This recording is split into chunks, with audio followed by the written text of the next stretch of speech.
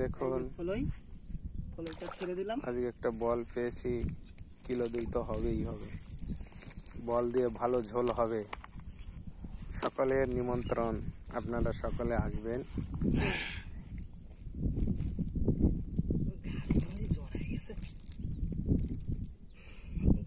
ভিডিওটা কাটিয়ে না, একটু পুশ করে রাখো।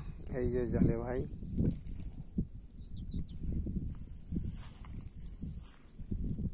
এই যে হচ্ছে মাছটা।